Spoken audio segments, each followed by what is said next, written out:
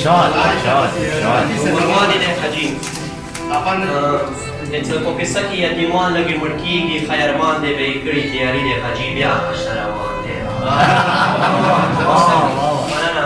په قصه کې یتیمان لږې مړ کېږي خیرمان دی به یې کړي تیاري دی حاجي بیا حشر روان دی خالي کوره په ژړا لارو ته ګوري یو یتیم د خپل بابا لارو ته ګوري خاره مور ورته غوسه شي شپې خم نه خار ویده شي خاره مور ورته غوسه شي شپې خم نه خار ویده شي ته یې کسه چې ژړېږي په پردو کوڅو ګرځېږي حاجي خاله یې خبرې چې روان بیا په سفر یې څنګه خار غري ګزران دی حاجي بیا حج ته روان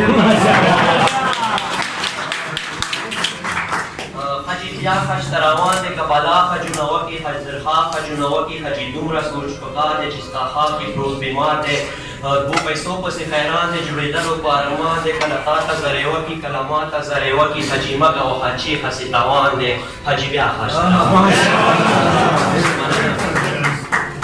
حاجي بیا حج ته روان دی زما ستا پیسې کړي جمع د هر چا پیسې کړي جمع د قیامت کې مانې تېر وي د خپل دین اسلامه تېر وي نه حرامو نه پوهېږي نه حلالو نه پوهېږي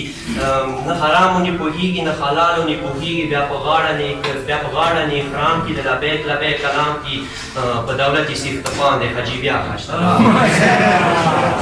مننه کله تا ته زه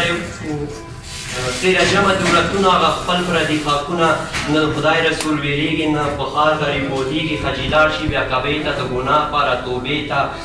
حاجي لاړ شي بیا کعبې ته د ګناه پاره توبې ته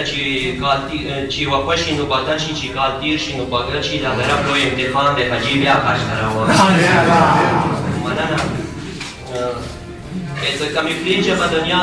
کمی پلیچه به جدا کی که دنیا نه می پاینا کی که بس سپینو سپینو مرمه که دنیا ته ځنې ځمه د مې خرڅ دي لیدلي د مې زړه درده لیکلي که په دې کیسو مې وژني که په دې شعرو مې وژني د شان کمال بیان دی حاجي بیا حج ته روان